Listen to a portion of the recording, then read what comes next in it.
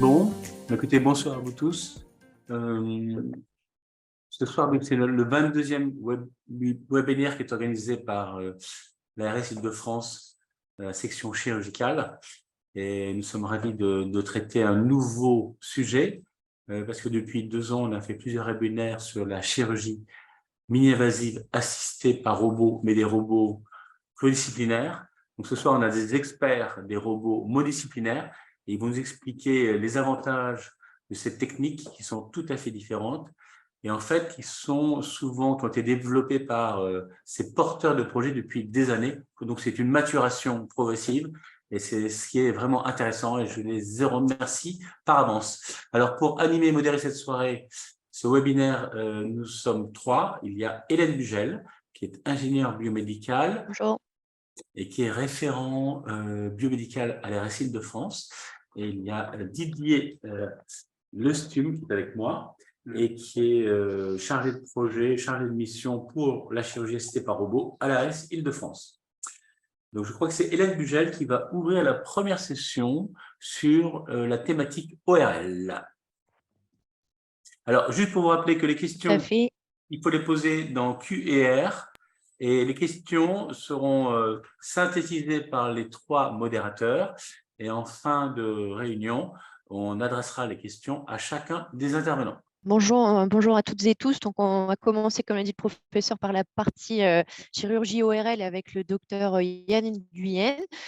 Le temps imparti est de 15 minutes. Donc, je vous rappellerai au timing, 2-3 minutes de la fin pour que vous puissiez conclure si toutefois ce n'était pas fait. Je prends les questions sur le chat. Merci. Merci à tous pour votre présentation et votre introduction. Donc, on va commencer effectivement le webinaire sur ces robots monodisciplinaires par l'ORL. Et je vais vous parler d'un projet qui a débuté en 2005 et qui a eu pour but de concevoir un robot dédié à la chirurgie de l'oreille, donc autrement dit l'oreille moyenne et l'implantation cochléaire. Alors, pourquoi est-ce qu'on s'est lancé dans ce projet? C'est parce que, à l'origine, comme beaucoup de chirurgiens, on était convaincus que la robotique pouvait être un apport pour notre métier, notre spécialité. Et en 2005, quand on s'est retourné vers tous les acteurs du marché de la robotique, aucun ne semblait être vraiment intéressé par notre surspécialité en raison voilà, probablement du peu de débouchés économiques, en tout cas à l'époque. Et c'est la raison pour laquelle c'est la raison pour laquelle nous avons lancé notre propre projet. Et la raison pour laquelle on est un peu une niche en termes d'indication, de chirurgie, etc., c'est que la chirurgie otologique est une chirurgie qui va se faire dans un espace réduit, qui va toujours combiner l'utilisation d'un microscope ou d'un endoscope pour la vision. C'est une chirurgie qui ne se fait qu'à un seul opérateur. Il n'y a pas assez de place dans l'espace de travail pour qu'un aide puisse entrer réellement dans le champ opératoire. Et on travaille sur des structures neurosensorielles à risque, l'appareil de l'audition, l'organe de l'équilibre, le nerf facial. Et donc, bon, c'est une chirurgie qui demande beaucoup de dextérité, mais comme toutes les chirurgies, si je puis dire. Pour le coup, elle a donc une courbe d'apprentissage qui est longue. C'est une chirurgie qui est surtout enseignée aux internes en fin d'internat et dont la formation est vraiment achevée uniquement vers la fin du clinica. Et on s'est donc dit qu'un robot pourrait non seulement améliorer la gestuelle chirurgicale, mais aussi réduire la courbe d'apprentissage de nos jeunes chirurgiens. Donc, voilà à quoi ressemble le système. C'est un chariot qui va porter 2 types de bras. Le robot a été conçu à la fois par des chirurgiens ORL dès le début du projet, des roboticiens du laboratoire de robotique de Paris qui est devenu l'ISIR, une équipe de recherche INSERM et surtout la participation d'un industriel qui était partenaire du projet dès le départ, à la fois comme soutien financier, mais surtout comme soutien technique. Donc, ce robot est piloté, c'est un système téléopéré qui est piloté par une interface de type Space Mouse. Il possède 2 bras, mais en fait, on monte l'un ou l'autre suivant l'indication chirurgicale. Le premier bras est un porte-endoscope, et donc le robot va être utilisé comme une 3e main pour porter un endoscope. Et le deuxième bras va être un bras qui va être beaucoup plus fin parce qu'il va devoir être utilisé en combinaison avec le microscope, et on va l'utiliser pour l'autospongiose et la chirurgie de l'implant cochléaire. Donc, nous avons pu réaliser les travaux de recherche entre 2005 et 2014 jusqu'à la finalisation du prototype qui est le plus proche du prototype clinique. Évidemment, entre-temps, il y a eu 3 ou 4 prototypes, des essais sur un modèle anatomique, sujet anatomique entier à l'école de chirurgie du Fer à Moulins, des chirurgies sur modèles animaux, et tout ça nous a permis d'obtenir notre marquage CE en 2016. Et une première chirurgie en février 2018. On avait commencé par une intervention extrêmement simple, une pose d'un aérateur transtympanique qui ne nécessite pas l'utilisation d'un robot, mais on voulait pouvoir démontrer la sécurité du système et surtout commencer notre série de patients par un succès, puisque en commençant par un échec, ça aurait compromis la viabilité de la suite du projet. Donc, ce robot, il a 3 indications dans notre surspécialité de la chirurgie de l'oreille: la chirurgie de l'autospongiose, l'implantation cochléaire et la chirurgie endoscopique de l'oreille moyenne. Je reviendrai un petit peu dans le détail sur ces 3 types de chirurgie pour vous expliquer les tenants et les aboutissants de ces chirurgies.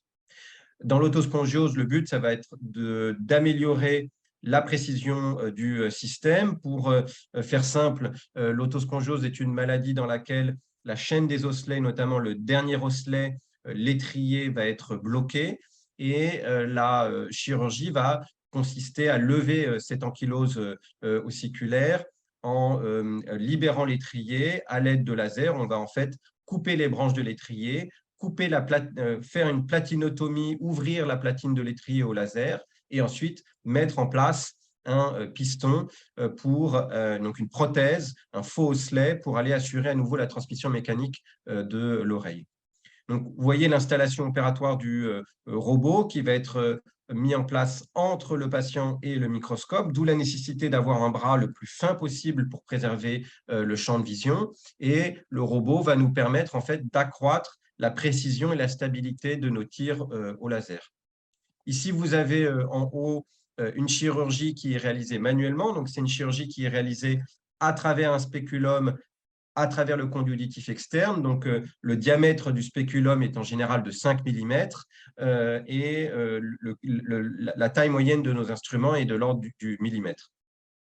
Donc, en chirurgie manuelle, on a tous les avantages et inconvénients de la chirurgie manuelle, mais on peut voir la principale différence, c'est qu'on supprime complètement le tremblement lorsque le système est porté par le robot. On a une stabilité à l'arrêt des déplacements, ce qui nous permet aussi de prendre notre temps, de prendre le temps de s'approcher des structures à risque. Et finalement, le seul tremblement résiduel qui reste dans le champ opératoire, c'est les battements cardiaques qui sont transmis à la tête. Et on pourra, dans le futur, ça a déjà été fait dans des programmes de recherche, coupler le robot à un électrocardiogramme pour asservir le robot au mouvement cardiaque et augmenter davantage la précision. La deuxième indication dans laquelle ce robot est utilisé, c'est l'implantation cochléaire, où on va attendre du robot une diminution du traumatisme à l'oreille interne. Pour faire simple, en résumé, l'implant cochléaire, c'est une prothèse électronique une oreille artificielle qui va remplacer l'oreille interne. Elle va être composée d'une partie externe interne, et on va insérer un faisceau d'électrodes dans l'oreille interne pour remplacer les cellules ciliées. Il faut cependant préserver au mieux l'ensemble des structures de l'oreille interne encore fonctionnelles et les quelques cellules ciliées qui fonctionnent encore, pour préserver le peu d'audition que le patient peut avoir, pour garantir un bon résultat de cette technique. Donc, nous avons été les premiers à pouvoir robotiser ce type d'intervention en 2019. Aujourd'hui, on a plus de 200 patients qui ont été implantés avec le robot dans notre équipe et on utilise le robot de manière quasi systématique en dehors des rares situations où on attend vraiment des forces de friction importantes à l'intérieur de la cochlée. Ici, vous voyez à gauche en grand une insertion robotisée. Le bras se déplace devant le microscope. Un implant a été monté sur un outil de raccord et on va venir insérer le faisceau d'électrodes avec un axe prédéterminé. On va pouvoir réaliser une translation pure qui n'est pas toujours simple à effectuer à la main. On va pouvoir avoir un mouvement extrêmement lent, continu, sans tremblement, avec une vitesse d'insertion qui va être entre 0,1 et 0,3 mm par seconde. Donc, c'est des vitesses qui sont en fait inatteignables à la main tellement elles sont lentes de manière régulière. Et c'est ce qui va permettre de diminuer les lésions intracochléaires. Et on a démontré cela avec des imageries pré-op, post-op. Si vous regardez dans la petite vignette, vous avez une insertion qui est réalisée manuellement avec un chirurgien d'expérience. Ce n'est pas moi en l'occurrence, mais c'est un chirurgien très expérimenté. Et même si le tremblement est extrêmement réduit, il est quand même bien supérieur à ce que peut proposer le robot ou qui a une gestuelle beaucoup plus optimisée. La dernière indication de ce robot, c'est une assistance pour toute la chirurgie de l'oreille moyenne. Si je vous résume vraiment les grandes lignes de cette chirurgie, elle va consister à aller aborder la région du tympan en passant à travers l'oreille ou derrière l'oreille pour réparer des perforations tympaniques, enlever des migrations d'épiderme à travers le tympan qui donnent des cholestéatomes ou réparer des lésions ossiculaires, soit post-traumatiques, soit post-infectieuses, et donc en montant plein de prothèses différentes qui vont s'adapter en fait aux défauts ossiculaires en fonction d'une atteinte complète, totale, partielle de tel ou tel osselet. On a énormément de prothèses disponibles et donc on va remplacer la chaîne des osselets au cours de cette chirurgie. Cette chirurgie, elle est traditionnellement réalisée à travers un microscope. L'inconvénient du microscope, malgré le fait qu'on ait des microscopes avec une bonne luminosité et une grande magnification, va être qu'on va travailler à travers un trou de serrure. On va toujours être dépendant de cette vision à travers le spéculum, comme vous le voyez sur l'image de gauche, qui va limiter la vision. Et c'est la raison pour laquelle depuis en fait l'avènement des caméras HD d'une part et surtout de la miniaturisation des endoscopes à 3 mm, on réalise une chirurgie à l'aide d'endoscopes pour remplacer le microscope. Le gros inconvénient de cette chirurgie endoscopique, c'est que finalement, le chirurgien va devoir tenir l'endoscope dans sa main non dominante et opérer avec sa main dominante, mais on ne peut pas avoir, comme pour la chirurgie par exemple abdominale ou thoracique, un aide opératoire qui va nous tenir la caméra. Et donc finalement, le chirurgien va perdre une main. Il va uniquement avoir, au lieu d'opérer à deux mains comme d'habitude, il va avoir une main qui va être dédiée au port de l'endoscope. Et donc ça rend beaucoup plus compliqué cette chirurgie. Elle est beaucoup moins accessible, ce qui fait qu'elle est finalement assez confidentielle encore aujourd'hui parce que notre main dominante habituellement tient une aspiration qui permet d'aspirer le sang notamment, écarter, tendre des structures pour que la main dominante avec d'autres instruments effecteurs puisse remplir la tâche. Donc, l'avantage du robot, c'est qu'il va nous servir de troisième main, étant donné qu'il se place en face et qu'il est extrêmement compact. Il va pouvoir nous servir de troisième main et on va pouvoir réaliser donc une chirurgie endoscopique à deux mains, ce qui est assez inédit puisque c'est le seul porte-endoscope robotisé qui existe et qui est adapté à notre spécialité aujourd'hui. Donc, voilà l'installation du système. Cette fois-ci, on a le patient qui est, comme pour toutes les chirurgies de l'oreille, en décubitus dorsal, la tête fléchie sur le côté, le bras du robot, l'optique, la tête de caméra. On garde le microscope toujours habillé dans un coin de la salle et on réalise cette chirurgie. Donc, voilà le type de vue que l'on peut avoir. Ici, vous voyez à gauche un tympan qui est perforé. Et on va avoir une vue qui va être avec un angle de vue assez large grâce à l'endoscope, mais on va pouvoir combiner le fait d'avoir cette vision à l'endoscope et d'apporter deux instruments, donc un par la main droite, un par la main gauche, exactement comme en technique microscopique. Donc finalement, la chirurgie endoscopique robotisée va combiner à la fois les avantages de l'endoscopie et ceux du microscope pour avoir un accès mini-invasif à l'oreille moyenne et avoir une vision d'ensemble des structures. Le gros avantage de l'endoscope, c'est qu'on va pouvoir rentrer, si je puis dire, dans la pièce. C'est comme si vous franchissiez le trou de la serrure pour aller voir ce qui se passe derrière, notamment avec des endoscopes angulés à 30 ou 45 degrés qui vont nous permettre d'aller regarder dans les coins. Il vous reste 2 petites minutes, docteur, s'il vous plaît. Ça marche, ça va être bon.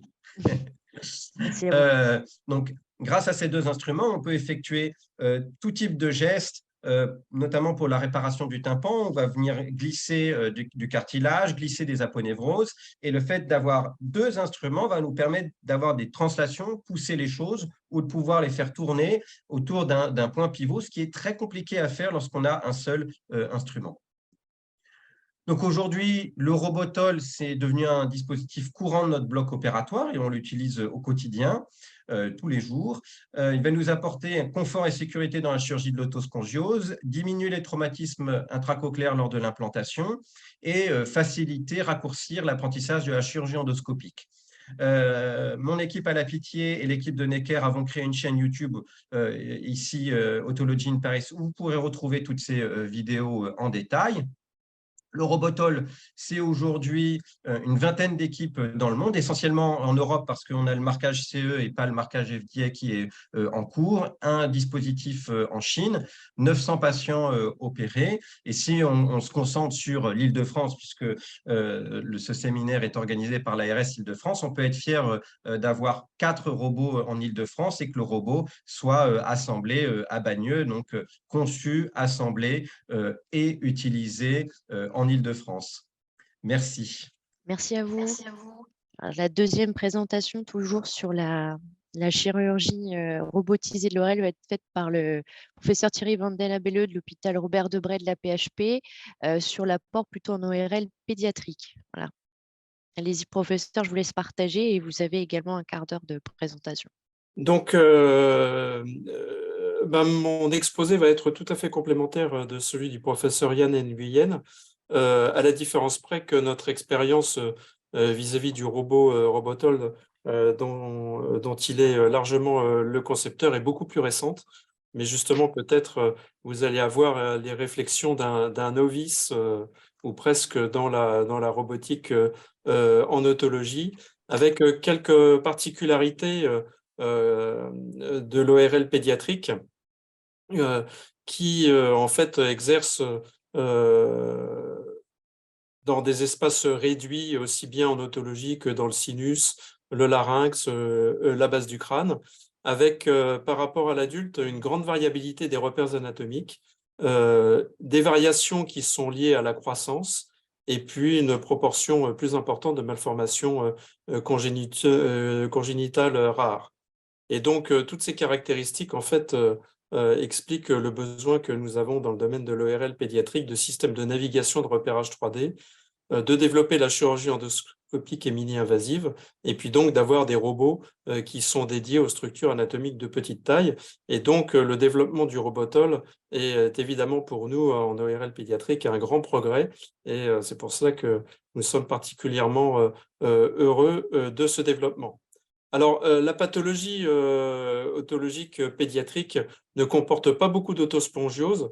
Par contre, l'implantation cochléaire est un pan important de l'activité d'otologie pédiatrique. Et puis aussi, le traitement des séquelles chroniques d'infections aiguës à répétition, des perforations tympaniques, des poches de rétraction, des cholestéatomes.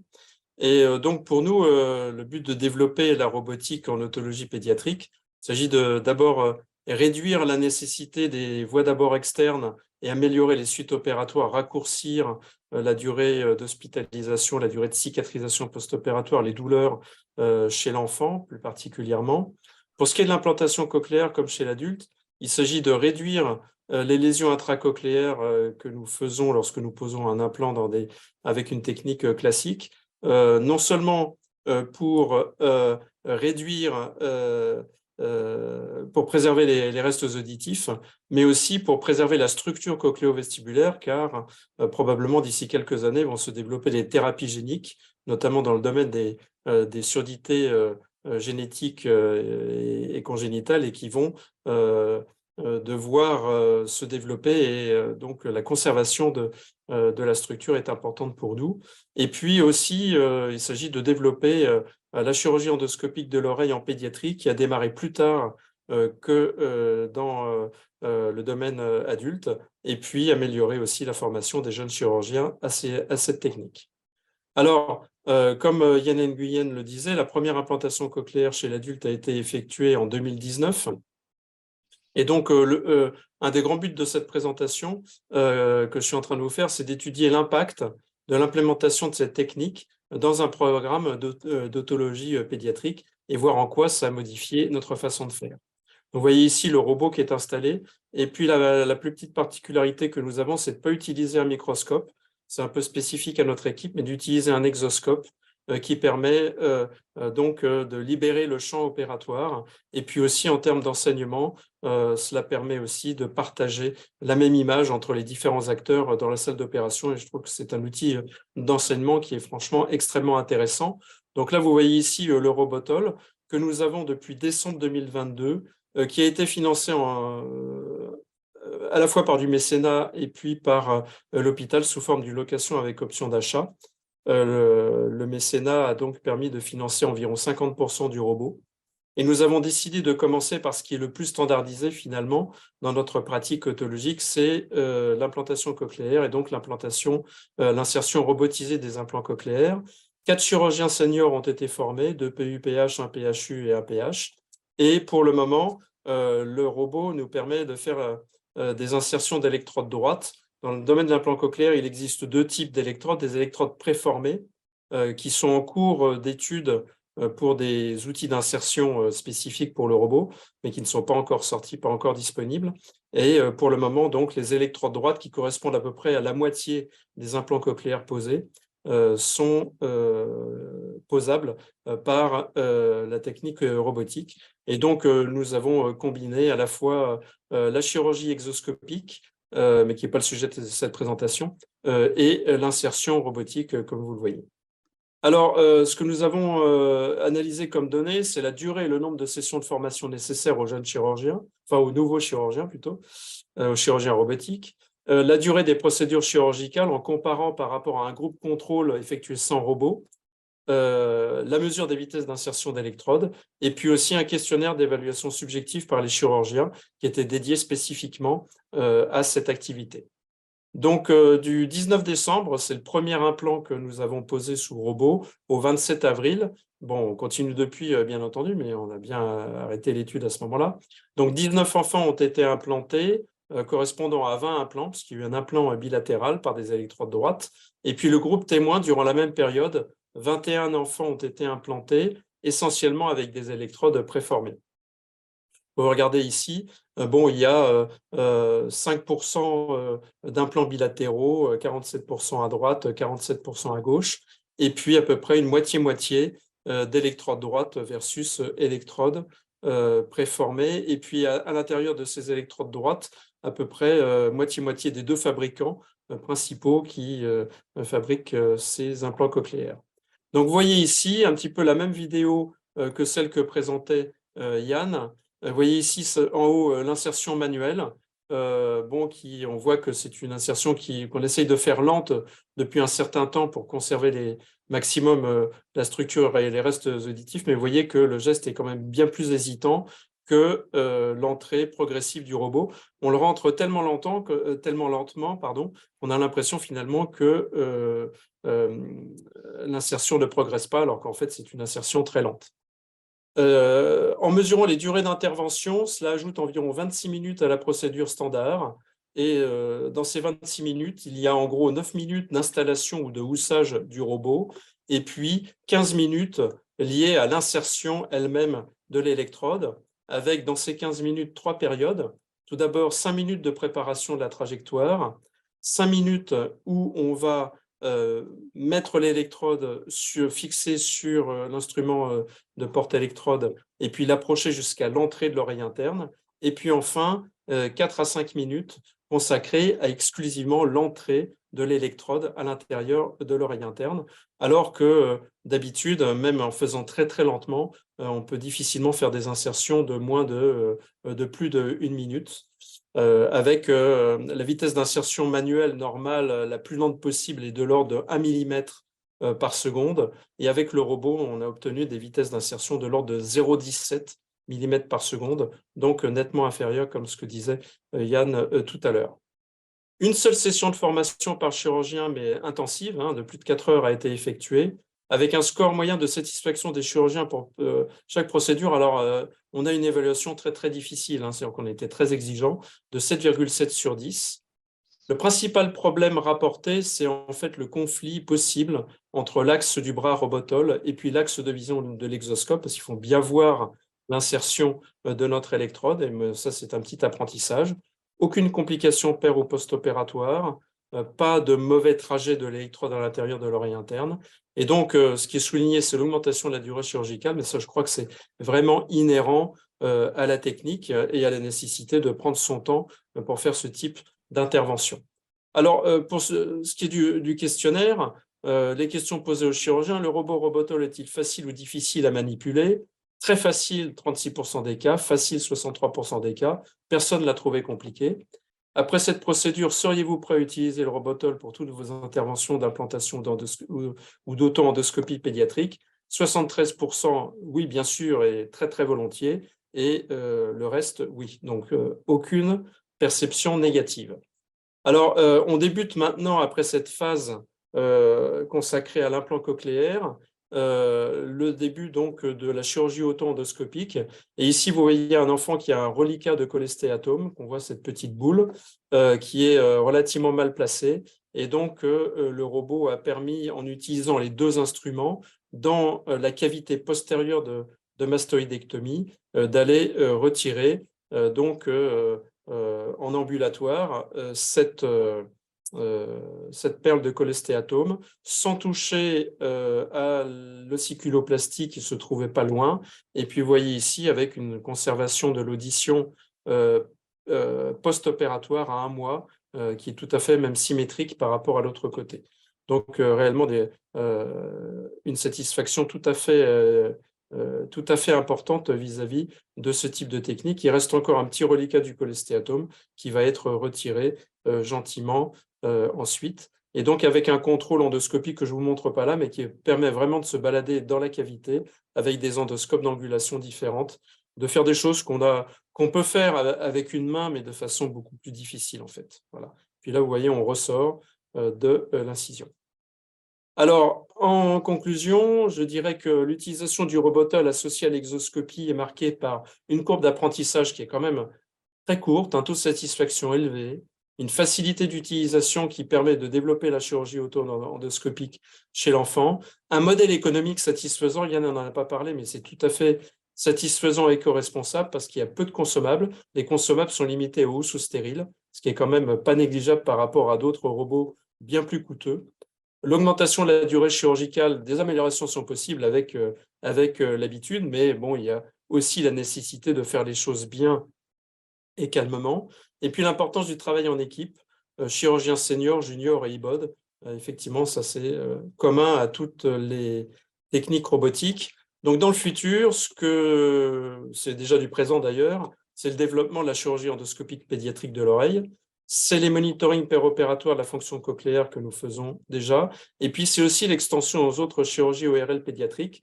Le larynx des bébés, c'est tout petit. Et ce type de robot peut certainement être adapté à des espaces tout petits. Voilà. Je vous remercie. Merci beaucoup. Merci pour cette présentation. Écoutez, merci Hélène, merci à vous deux pour ces 2 présentations assez passionnantes sur la chirurgie ORL. Alors, pour les précédentes techniques robots assistés, on parlait de chirurgie mini-invasive, vous, c'est de la chirurgie micro-invasive et avec des micro-traumatismes. Donc, félicitations. C'est difficile à imaginer. Et vos présentations étaient vraiment très claires. Donc, c'est une ouverture sur ces techniques. Et en plus, c'est porté par des équipes de l'Île-de-France. Donc, félicitations. Donc, maintenant, on va présenter la partie orthopédique avec le professeur Rémi Nizar, qui est donc, vous le savez, chef de service de chirurgie orthopédique et traumatologique à l'hôpital Lariboisière, sur une technique qui utilise le robot Mako. Donc, je pense que c'est des applications totalement différentes et extrêmement intéressantes. Et donc, je passe la parole dès maintenant. Donc, nous, on a des objectifs bien différents de ceux qui vous ont été présentés et on travaille dans le macro avec le Mako. L'objectif de technique chirurgicale, en particulier pour la prothèse totale de genou que je prendrai comme modèle de description, c'est que le résultat technique est une des composantes de la réussite de l'intervention et les éléments techniques pour la prothèse totale de genou sont le positionnement dans un plan frontal, sagittal, horizontal et enfin l'équilibre ligamentaire sur les ligaments latéraux en particulier. Alors. Donc, dans un plan frontal, l'objectif le plus communément admis, c'est d'avoir un angle ici, ici entre la tête du fémur et le centre du genou et le centre de la cheville, de 3 degrés vers l'extérieur en valgus ou de 3 degrés vers l'intérieur en varus. C'est ce qui est communément admis aujourd'hui. Dans le plan sagittal, il y a quelques publications, mais on ne sait pas exactement comment il faut positionner l'implant fémoral en particulier. Dans un plan horizontal, on a divers repères, que ce soit la ligne des condyles postérieurs, la ligne biépicondylienne ou la perpendiculaire à la trochlée qui s'appelle la ligne de Whiteside. Alors, pour poser des prothèses de genoux, vous avez différentes méthodes qui existent. Les méthodes conventionnelles basées sur des instrumentations mécaniques. Les accéléromètres ici, qui permettent d'avoir un renseignement sur la position des implants à l'aide de ces accéléromètres. Au pire, on pourrait utiliser un iPhone ou un autre téléphone. Ici, la navigation, qui est la partie la plus développée en termes d'informatique. On a également les guides sur mesure réalisés en préopératoire et qui permettent de réaliser les coupes en péropératoire. Et enfin, le robot que vous voyez ici, que vous allez voir plus en détail. Est-ce que les résultats techniques sont importants? Oui, probablement, mais peut-être pas autant que l'on croit, parce que, par exemple, dans cette étude, il était montré que dans un plan frontal, il n'était peut-être pas essentiel d'être aussi précis que 3 degrés de varus ou 3 degrés de valgus. On s'est posé la question, nous autres, pour essayer de comprendre le rôle des différents types de techniques, de réaliser une méta-analyse en réseau qu'on a réalisée, qui a été publiée dans le Clinical Orthopedics, qui est plutôt un bon journal dans le domaine orthopédique. Et on pouvait montrer que la navigation et le robot avaient les meilleurs résultats techniques, mais qu'ils n'étaient pas associés, malheureusement d'ailleurs, à un résultat clinique plus satisfaisant. Alors, pourquoi il faut continuer à améliorer ces techniques? C'est que 20% des patients ne sont pas satisfaits ou totalement satisfaits du résultat des prothèses de genoux. Et parmi les axes d'amélioration, les aspects techniques sont certes très importants, axe et équilibre ligamentaire, et il faut continuer à travailler là-dessus. Mais la prothèse de genou, par exemple, répond à un modèle biopsychosocial où les aspects psychosociaux jouent également un rôle dans le résultat de ce que peut être une prothèse de genou. La démarche du service, elle a commencé depuis longtemps, en 1999, avec l'utilisation de la navigation assistée, de la navigation basée sur une imagerie. Je vous montre ces images parce que vous allez un peu voir la même chose tout à l'heure, mais ça, c'était en 99. Et on positionnait nos guides de coupe pour réaliser les coupes exactement comme on le voulait, en visant ce que l'on voulait viser pour essayer d'avoir le résultat technique le plus optimal. Après, il y a eu des navigations sans imagerie préalable et reposant sur des repères péropératoires ou des analyses cinématiques, que ce soit au niveau de la hanche ou éventuellement au niveau de la cheville. Alors, pourquoi la robotique, elle constitue, de notre point de vue, une évolution logique? Car elle permet de contrôler l'acte opératoire, d'avoir une préparation la plus précise possible de l'intervention et surtout, et à mon avis surtout, par l'accumulation automatique des données que l'on aurait en paire opératoire pour faire quelque chose qu'on n'a jamais fait jusqu'à présent, c'est-à-dire le lien entre la qualité de l'acte opératoire, de ce qui est réalisé sur le plan mécanique et le résultat clinique. Donc, comme je vous l'ai dit tout à l'heure, voici aujourd'hui comment se présente une planification avec le robot Mako. Et vous voyez que sont positionnés de façon assez précise l'implant tibial pour recouvrir la surface de coupe du tibia, et ici la surface fémorale, et donner la position telle qu'on désire, et puis prévoir quels vont être les espaces qui vont être libérés par les coupes et qui vont permettre d'implanter en lieu et place la prothèse. Donc voici l'organisation de la salle, ici une caméra de repérage, voici le robot qui se situe du côté du membre opéré pour le genou. Là, voici l'organisation opératoire. Contrairement à une chirurgie technique standard, il faut libérer le champ de vision de la caméra, et donc tous les opérateurs et les aides se trouvent de l'autre côté. Et ensuite, on passe à je dirais, à la mise en relation entre ce que l'on observe lors de l'opération et avec le modèle qui a été reconstruit par l'imagerie, et ceci par la conjonction entre des points que l'on va repérer. Ceci n'est pas extrêmement difficile à faire.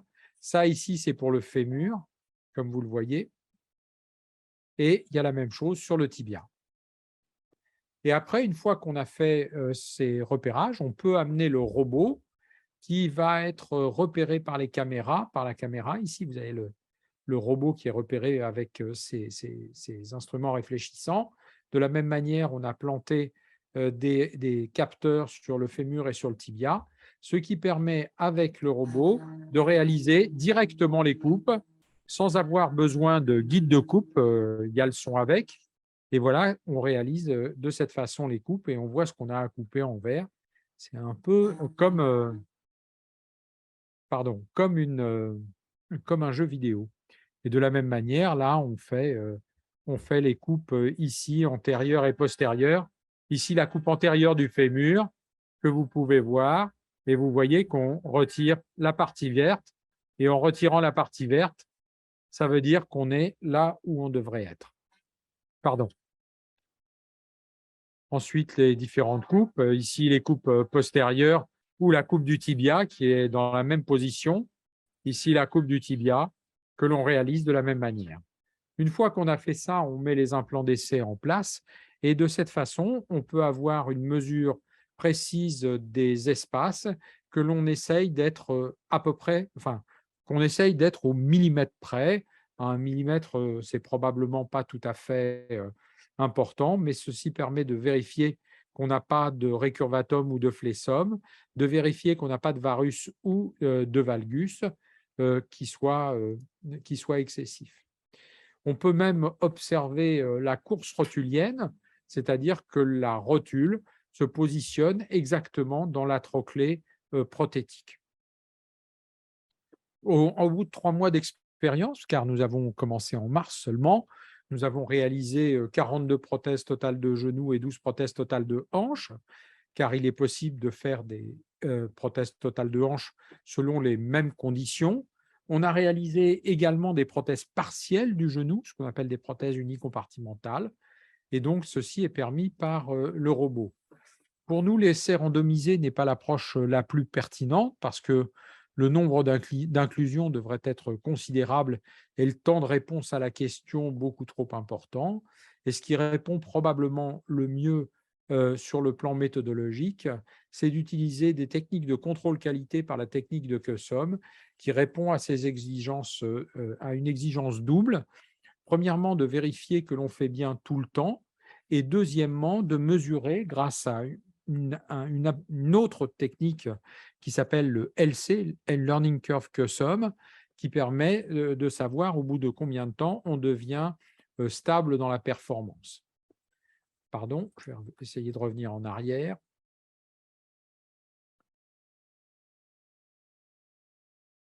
Donc, en conclusion, l'utilisation du robot correspond pour nous à une démarche qui est assez ancienne dans le service. Il existe actuellement dans le monde un développement de ces techniques et le nombre de laboratoires qui proposent des techniques similaires est en extension constante. Ils sont tous en train de venir nous voir pour dire voilà comment on a développé notre robot. Ce que l'on peut espérer, à mon avis, c'est une meilleure fiabilité de l'acte opératoire pour chaque patient, car nous sommes dans une chirurgie non pas d'exception, mais une chirurgie de masse dans laquelle il faut réaliser à chaque fois le geste le plus adéquat possible, et ce, pour un très grand nombre de patients. Pardon. Enfin, les questions qui peuvent se poser avec des robots de ce type-là, c'est est-ce que le résultat clinique à court, moyen et long terme sera amélioré? Bon, et pour l'instant, on n'a pas forcément de réponse. Est-ce que l'investissement financier est justifié? Parce que c'est quand même un investissement financier de l'ordre de 1,4 million d'euros, donc ce n'est pas une paille. Et le robot ne répond pas à une autre question qui est le problème du modèle biopsychosocial, par exemple sur la prothèse totale de genou, ce qui n'est pas vrai sur la prothèse de hanche, mais au moins sur la prothèse de genou, où il y a d'autres aspects que les aspects techniques qui doivent être adressés. Voilà, je vous remercie. Merci. Merci pour cette présentation parfaitement claire. Je pense qu'on a compris l'intérêt et à quel moment de l'intervention le robot est utile. Et donc là, on voit qu'il y a une précision dans la, si j'ai bien compris, dans la section des deux extrémités. Donc ça, c'est très important d'après ce que vous disiez dans la fonctionnalité du genou. Merci en tout cas. Deuxième exposé sur un sujet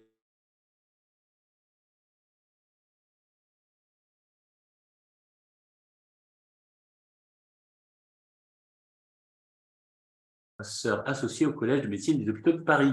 Donc, merci d'avance et on vous écoute avec attention. Merci beaucoup. Donc, effectivement, ce qu'on va pouvoir faire, c'est qu'on va pouvoir comparer ce qui… parce que globalement, il y a effectivement plusieurs robots qui se font. Et on va voir le deuxième. Hein, les deux leaders en matière de robotique orthopédique, globalement, c'est le Mako et le Rosa. Et donc, c'est pas un peu pareil. Hein. L'histoire dans le service, elle est un peu la même qu'à la Rivoisière. C'était qu'au départ, c'était effectivement une chirurgie conventionnelle. Puis après, on est très, très, très rapidement passé à de la chirurgie assistée par ordinateur. Puis, on a évalué des ancillaires personnalisés qui n'étaient pas forcément mieux que de la chirurgie assistée par ordinateur, loin de là. Et puis ensuite, on est passé naturellement à de la chirurgie assistée par ordinateur. Et en plus de l'ordinateur, il y a un robot. Et ça, depuis 2020. Donc, effectivement, est-ce qu'il y a un réel attrait à cette nouveauté? Il faut voir qu'il y a aussi une évolution dans les concepts de la pose des prothèses. On a parlé de l'axe, plus ou moins 3 degrés, mais il y a plein d'autres choses. Il y a plein d'autres choses qu'on est en train de comprendre et je vais vous expliquer exactement ce que c'est. C'est que pour certains patients, il va falloir positionner les prothèses d'une certaine façon et pour d'autres patients d'une autre façon.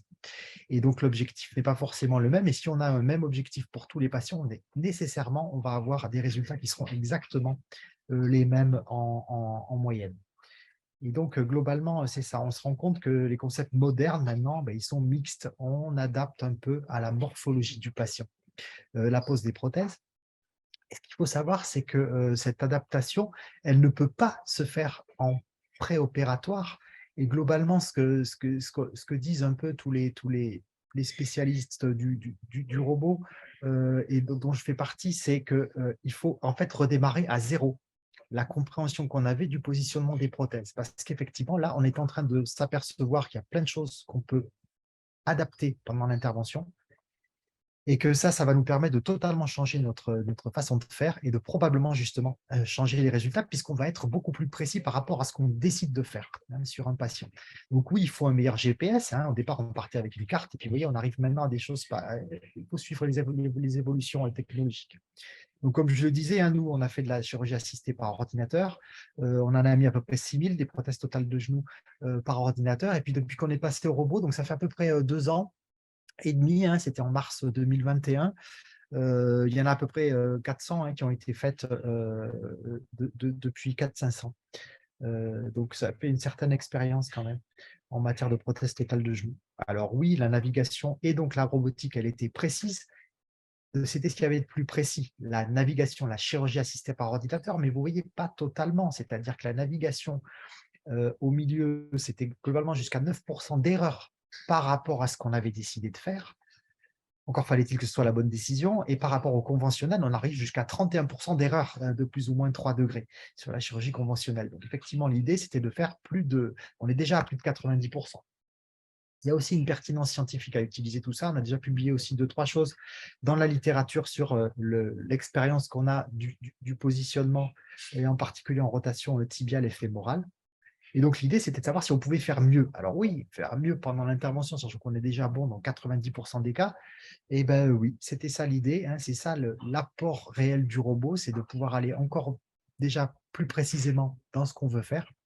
Et puis également de comprendre exactement plus précisément ce qu'on veut faire. L'idée, c'est ça, c'est de se retrouver à chaque fois dans la cible, c'est-à-dire l'exemple que vous avez en haut à droite, à chaque fois en plein milieu et à chaque fois par rapport à ce qu'on a décidé qu'on allait faire. Donc les principes, c'est une planification 3D en temps réel, c'est pas vrai, il n'y a pas d'acquisition préalable, il n'y a pas de choses qu'il faut faire avant pour pouvoir calculer plein de choses. Donc on rentre les données du patient qui sont les données normales, mais ensuite toute la prothèse, tout va se faire secondairement. Donc, je vais vous montrer une petite vidéo pour vous expliquer un peu comment ça se présente.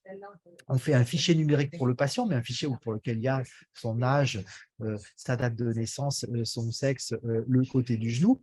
Et puis, on va importer tout ça globalement dans le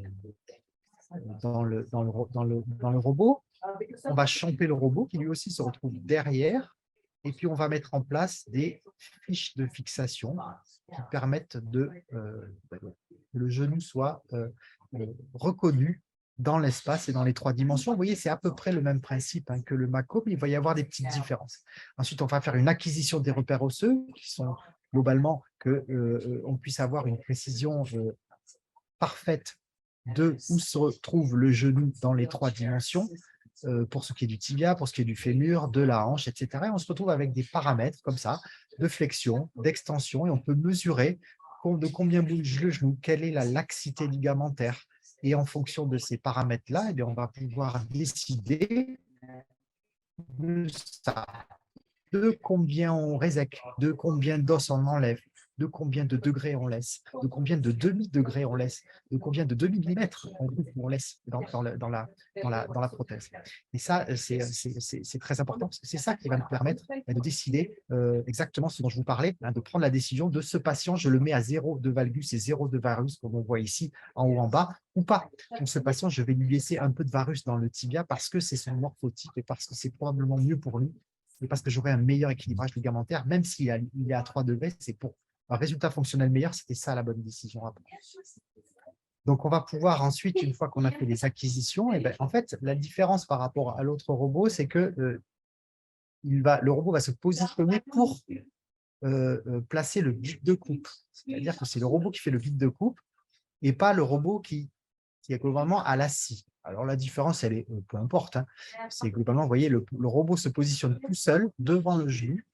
Et puis, voilà, ça permet d'être précis par rapport à ce qu'on a fait, de pouvoir s'adapter en paire opératoire aux différentes coupes, aux différentes mesures. Mais la scie, c'est le chirurgien qui la tient et c'est le chirurgien qui contrôle un peu son geste. Une fois que c'est terminé, on va pouvoir effectivement faire la même chose, les évaluations de la chirurgie avec la prothèse en place, un peu la même chose que le système du Mako, et de vérifier ce qu'on a obtenu par rapport à ce qu'on a voulu. Des fois, il y a une petite différence. On peut mettre la diapo suivante. Et c'est très intéressant. Alors, pourquoi celui-là? Pourquoi celui-là? Parce qu'on a choisi parce qu'il était fiable globalement. Hein, c'est la même équipe, le logiciel de navigation, la même chose que ce qu'on utilisait précédemment pour notre navigation. Donc, c'est un facteur de confiance aussi. Sur des prothèses qu'on connaît aussi. Un robot qui aide sans brider, et puis du développement en cours aussi exactement par rapport à ce qui se fait ailleurs. La diapo suivante, s'il vous plaît. Alors, la courbe d'apprentissage, elle existe hein, pour le robot aussi, on en a parlé. Globalement, c'est d'après quelques séries, entre 11 et 43 patients qu'il faut pour pouvoir être sûr de faire bien comme il faut. Faisable par tous, ça c'est très important, que ce soit senior, assistant, interne, ça c'est dans les publications et aussi dans la réalité. Hein, je peux vous dire que sur les 500 prothèses, c'est pas moi qui les ai toutes faites, loin de là. Et ça s'enseigne et à la fin, ça se fait très bien. La suite. Et voilà, le coût-bénéfice, alors il y en a un, hein, il y a quelques études qui ont montré que le coût-bénéfice était quand même plutôt bon malgré tout et malgré l'investissement. Hein, on est sur à peu près 1 million d'euros d'investissement sur ce robot-là, qu'il fallait en faire voilà, largement plus de 50 par an pour que ça commence à avoir un réel coût-bénéfice sur quelques années, et que c'est globalement 300 € de consommables supplémentaires hein, pour le ROSA par patient. La suite. Bon, la littérature, elle montre que globalement, on arrive mieux à comprendre, meilleure appréciation de l'équilibre ligamentaire, meilleure reproductibilité de l'alignement, hein, encore une fois. Et maintenant, encore faut-il qu'on arrive à des meilleurs résultats cliniques. Bah, c'est trop tôt pour le dire. Encore une fois, je vous le répète, on redémarre de zéro ce qu'on faisait parce qu'on comprend des nouvelles choses maintenant. Donc, c'est sûr qu'en comprenant mieux, on va savoir mieux comment faire. Et c'est évident que les résultats seront meilleurs à un moment donné. La suite. Alors, globalement, le résultat de Versailles, il y a quelques séries déjà qu'on a commencé à publier, les premiers hein, qu'on avait fait avec le robot, les 70 premiers. Et par rapport aux 70 derniers qu'on avait fait en navigation, on avait comparé des choses. Pour l'instant, il n'y avait pas forcément de différence significative, en tout cas sur cette série. Mais encore une fois, on parle aussi des 70 premiers robots qu'on avait fait. On était en pleine courbe d'apprentissage par rapport à quelques milliers de prothèses qu'on avait fait précédemment par navigation. La suite. Voilà, c'est ma conclusion. Bon, globalement, vous voyez, cette image, elle est toujours drôle. J'aime bien la montrer. Hein. C'est une image d'un journal satirique qui est paru en 1921. Donc, vous voyez, bon, il y a 100 ans, où ça montrait un peu, vous voyez, une salle d'opération en l'an 2000 avec tous les robots qui vont avec. La suite. Et donc, effectivement, ce que je considère, c'est que nous, on était passé en 2001 à la chirurgie assistée par ordinateur avec ces petits capteurs, vous voyez. Et puis encore la suite. Et puis, voilà, 2021, c'est l'évolution naturelle hein, de la technologie. Je vous engage aussi éventuellement, ce n'est pas trop de la pub, mais il y a sur le site OrthoLive, on a fait une vidéo en duplex et en simultané et en direct avec le ROSA et le Mako. C'est clairement quelque chose qui est parrainé par la Softcode également, avec FMC Production. Donc, c'est le site OrthoLive. Et ça permet de voir les deux en même temps. Et avec le chirurgien, avec Saint-Étienne, on discute en même temps qu'on fait notre prothèse des avantages et des inconvénients des deux robots. Voilà, je vous remercie pour votre attention. Merci beaucoup pour cette deuxième présentation. Et merci également parce que c'est une technique qui est, si j'ai bien compris, qui est quand même un peu différente, même si l'objectif est le même, hein, c'est-à-dire une chirurgie fonctionnelle. Donc, c'était très intéressant, c'était très clair également. Donc, je pense qu'on a pu, avec vos vidéos, bien comprendre la technique. Et juste, j'en profite, j'ai pas le droit normalement, mais tant pis, je pose quand même une question. Est-ce que par rapport à une technique conventionnelle, l'apprentissage est plus long pour un interne ou pas forcément? Bon, je dirais, Rémi répondra après moi. Ce n'est pas plus long à apprendre. La seule chose, c'est qu'il faut leur faire comprendre, c'est que comme ça, quelque part, ça peut simplifier des choses. Donc, c'est un outil d'apprentissage où on peut justement leur montrer, voilà ce que ça donne quand on fait ça, etc. C'est un outil d'apprentissage très important. Ça, c'est la première chose. Après, d'un point de vue technique, non, il n'y a pas grand-chose en plus. Hein. On n'a pas parlé de la durée aussi, juste pour terminer. Il y a quand même globalement 5 bonnes minutes, 5-6 minutes de plus par rapport à une chirurgie conventionnelle à chaque fois. Donc, ça a quand même des petites choses supplémentaires. Une durée d'intervention qui est de combien de temps en général pour vos interventions Nous, c'est 1 heure. Une chirurgie de prothèse totale de genou robotisée, c'est 1 heure. 1 heure, d'accord. Fois peau. C'est à peu près ça. C'est à peu près ça, peut-être encore un petit peu plus pour nous, parce qu'on est un peu plus au début de l'expérience. On est peut-être à 1h10, ouais, à peu près. Pour ce qui est de l'apprentissage, je pense qu'il y a un point clé à comprendre, c'est que la manipulation de l'instrument n'a aucun intérêt, si je puis dire. Enfin, je pense qu'un singe y arriverait, donc ce n'est pas un problème.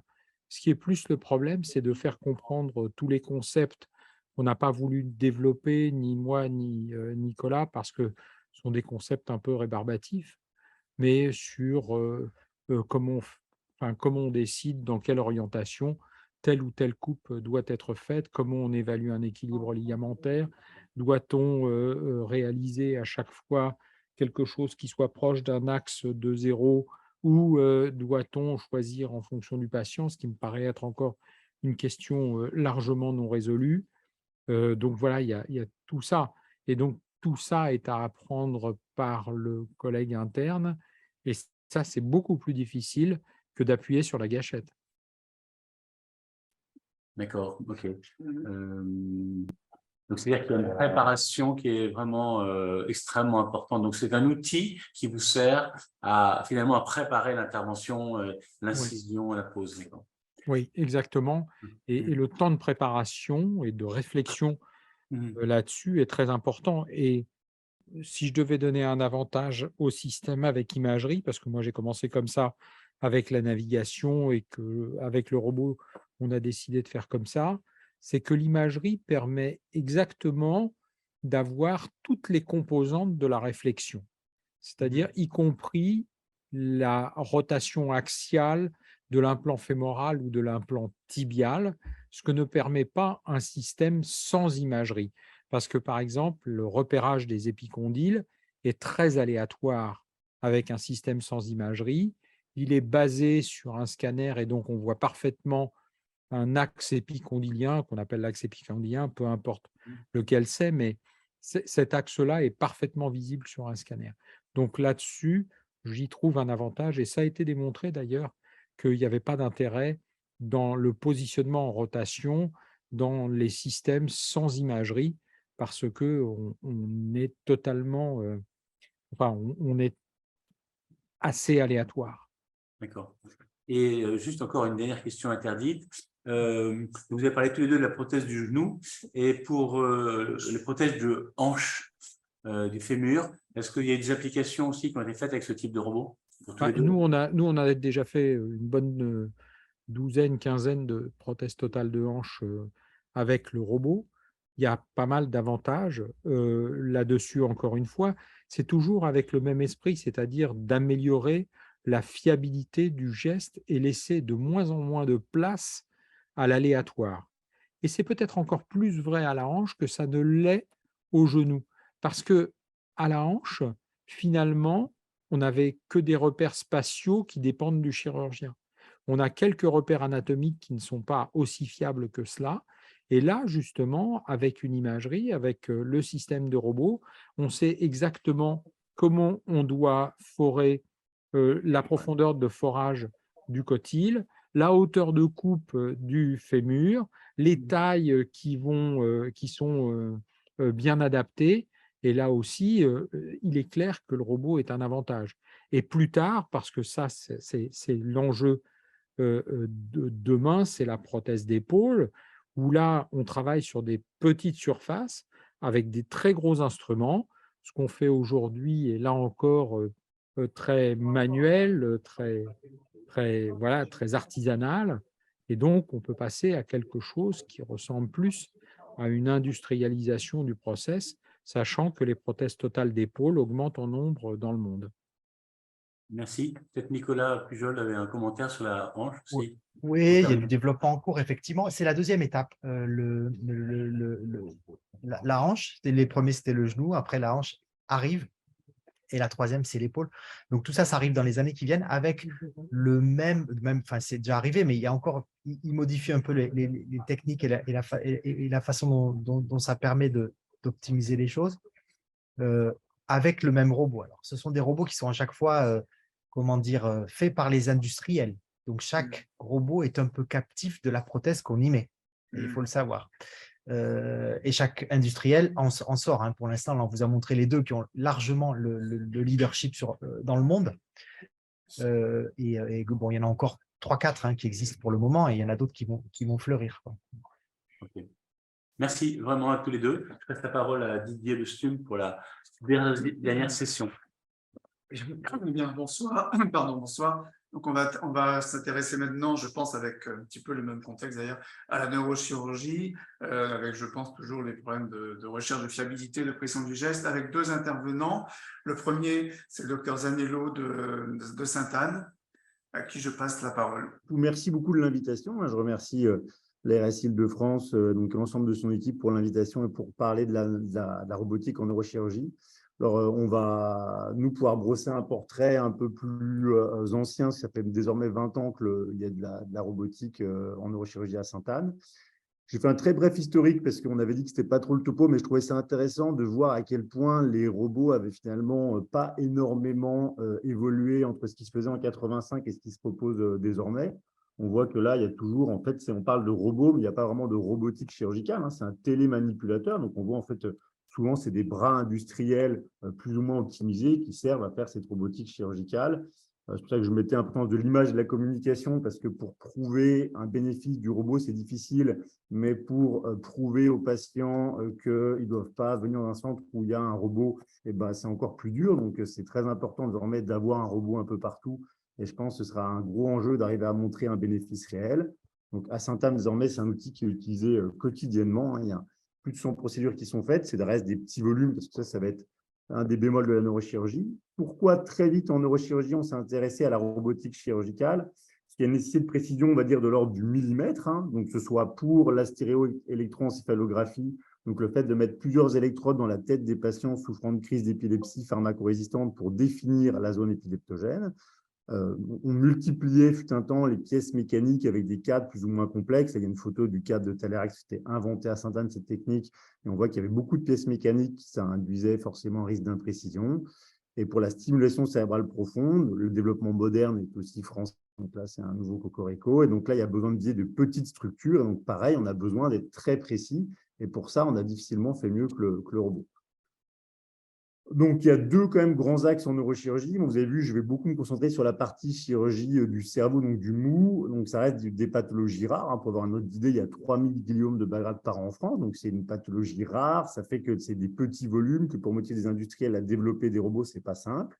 Donc, ça va plutôt être un robot de guidage chirurgical. Donc, c'est souvent la distinction qu'on fait entre des robots avec plusieurs bras, par exemple comme le robot Da Vinci, et les robots qui peuvent être utilisés. Et beaucoup de robots qui ont été présentés ce soir sont en fait des robots de guidage chirurgical, enfin des télémanipulateurs de guidage chirurgical, plus que des robots qui viennent porter des outils avec lesquels le chirurgien va vraiment manipuler le patient et ses organes.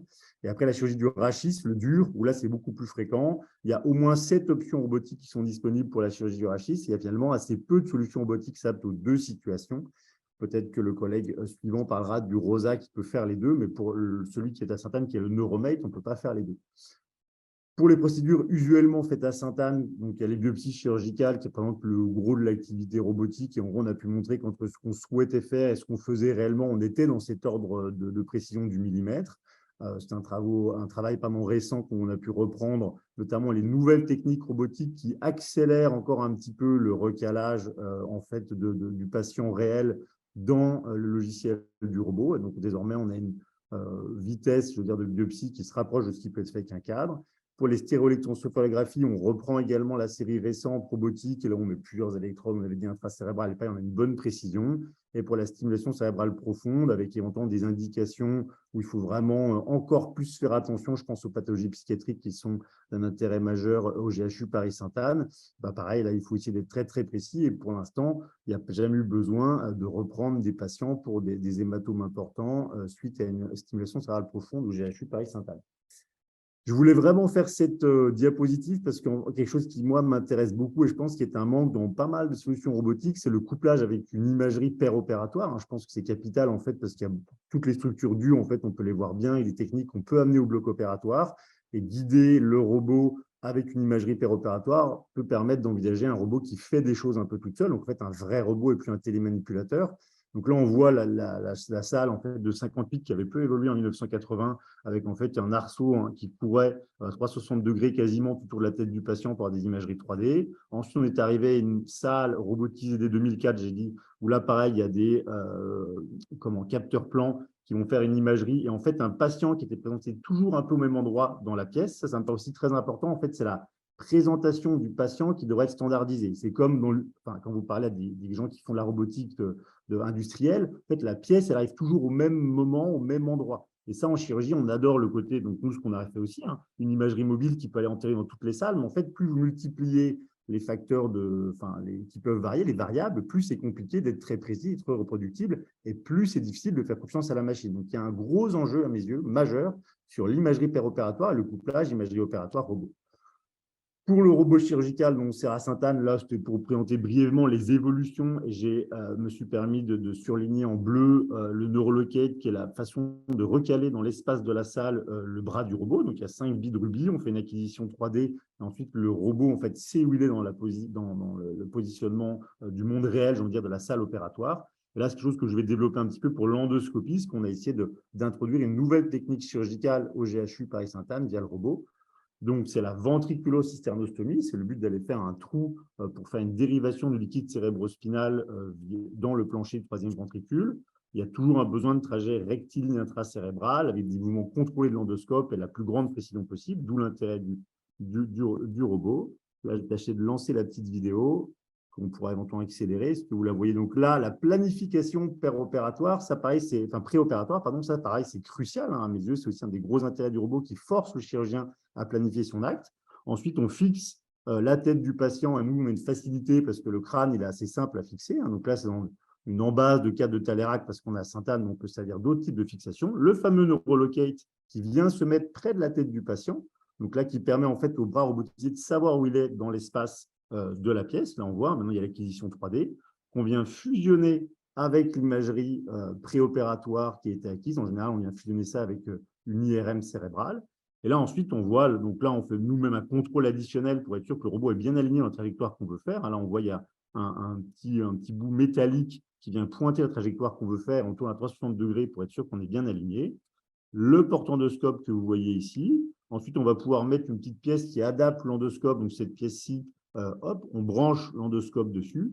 On met tout ça dans le porte-endoscope du robot. Là, on continue à faire le trou à la main. Alors, est-ce que ça pourrait être fait par le robot? En théorie, oui. En pratique, les moteurs industriels robotiques sont quand même assez sensibles aux vibrations répétées, donc ce n'est pas trop conseillé. Et ensuite, on va pouvoir s'introduire lentement et doucement dans la tête du patient. Donc là, je rejoins complètement ce qui est dit par les collègues ORL. Là, il y a une précision et une lenteur du geste qui est quasiment pas reproductible par un être humain.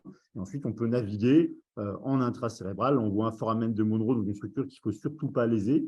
Là, c'est sûr qu'avec cette précision robotique et ce mouvement fin et, j'ai envie de dire, très doux, on ne laisse pas les structures intracérébrales importantes. Donc, et ensuite, le reste de la technique, notamment le fait de faire l'astomie, peut se faire par la technique habituelle du service. Donc, c'est assez finalement pratique à mettre en œuvre. Hop. Donc, ensuite, la question, c'était en fait qui gère le robot? Ça, on n'a pas trop parlé, mais pour moi, c'est un vrai enjeu aussi, parce qu'en fait, le robot, soit c'est une délégation de tâches, j'ai envie de dire, un petit peu qui tait son nom du chirurgien envers des e-bots qui sont formés d'ailleurs beaucoup par les industriels, soit il y a quelqu'un de dédié. Il y avait un manipulateur radio qui était expert du robot, qui n'a pas été remplacé à la retraite comme d'habitude. De toute façon, c'est souvent comme ça. C'est compliqué d'avoir des postes clés un peu bâtards renouvelés. Donc, on a eu ensuite un ingénieur d'application du robot qui va arriver au bloc opératoire. Ça devait être juin, ce sera probablement septembre, mais il finira par arriver.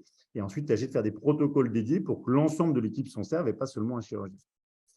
On avait tâché de comparer avec une autre méthode, donc notamment avec la neuronavigation, qui est la technique assistée par ordinateur. Ce qu'on avait pu voir, c'est qu'avec la neuronavigation, la procédure est plus rapide que dans le centre avec robot. Le rendement diagnostique est équivalent, là on parle de biopsie cérébrale, mais il y avait moins d'hématomes quand les patients étaient sous anticoagulants, antiagrégants dans le centre robot. Donc peut-être que privilégier la technique robotique, peut-être un peu plus précise et surtout, moi, je pense, mieux planifiée parce que le robot force à la planification préopératoire, puisque force moins la neuronavigation, on peut essayer un petit peu en live de faire le geste qui, à mes yeux, est évident que c'est un petit peu moins bon sur des séries suffisamment conséquentes.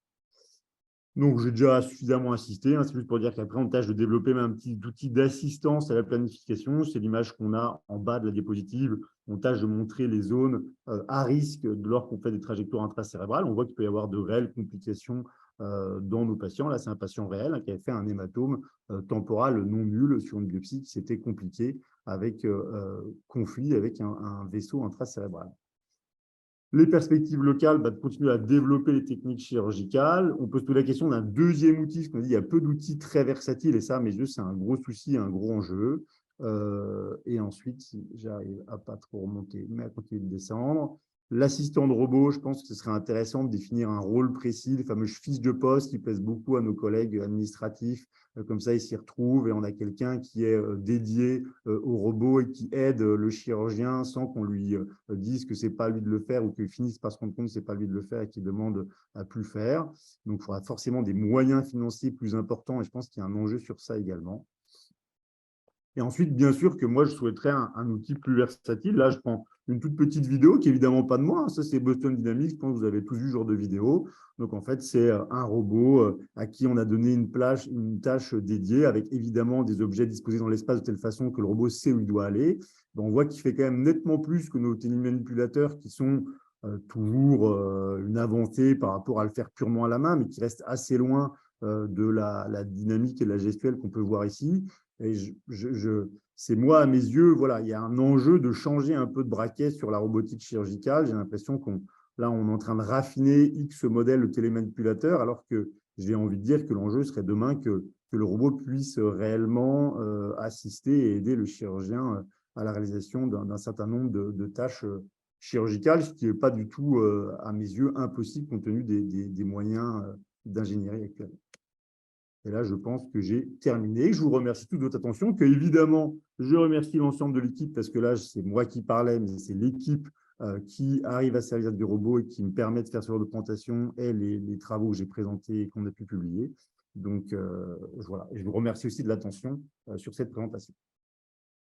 Okay, merci aussi à vous.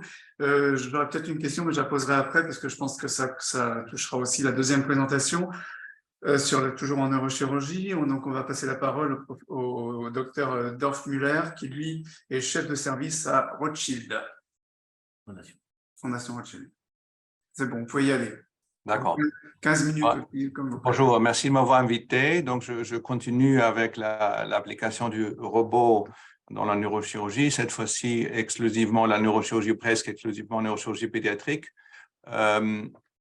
Donc, le robot, la chirurgie robot assistée, c'est un dispositif guidé par l'imagerie, comme la neuronavigation en principe. Plusieurs pointes correspondent aussi à la navigation, qui existe depuis les années 80 et qui permettent de positionner et orienter des instruments neurochirurgicaux dans l'espace par rapport à la tête du patient, selon une ou plusieurs trajectoires, dans le cas des SEG, des multiples trajectoires, ce qui peut se faire sans ou avec un cadre stéréotaxique. L'avantage, pareil, pour la navigation, c'est que l'imagerie peut être obtenue indépendamment du geste. Ce n'est pas comme la stéréotaxie classique, bien avant la procédure. Ça dépend aussi un peu de l'âge, assisté par robot, dans le mode sans cadre. Et la planification d'une ou de plusieurs trajectoires est effectuée une fois que toutes les images nécessaires ont été obtenues. Donc ça, ce n'est pas très différent de la navigation, des systèmes de navigation. Au cours de la procédure guidée par le robot, l'utilisation répétitive des trajectoires multiples, et ça, c'est très important. Chez ces robots qui sont présentés en neurochirurgie, qui sont des robots classiques qui existent de principe depuis plus que 20 ans, permettent de réduire le temps opératoire par rapport au système stéréotaxique classique basé sur des cadres. Et la précision et sécurité correspond en principe aux interventions stéréotaxiques conventionnelles avec le cadre, mais en améliorant l'ergonomie. Les indications, nous, à la Fondation Rothschild, on a utilisé le robot depuis 1998, surtout pour l'implantation des électrodes stéréo-EEG dans le cadre des enfants avec des épilepsies pharmacorésistants. Il y a des biopsies qu'on peut bien entendu faire avec un robot au lieu d'un cadre stéréotaxique ou d'une neuronavigation, surtout s'il s'agit de lésions très profondes et très vascularisées ou dans les structures avec beaucoup de vaisseaux autour, comme l'insulaire, tronc cérébral, là, mais c'est vrai que c'est des indications plutôt rares. On ne fait pas beaucoup de biopsies avec le robot.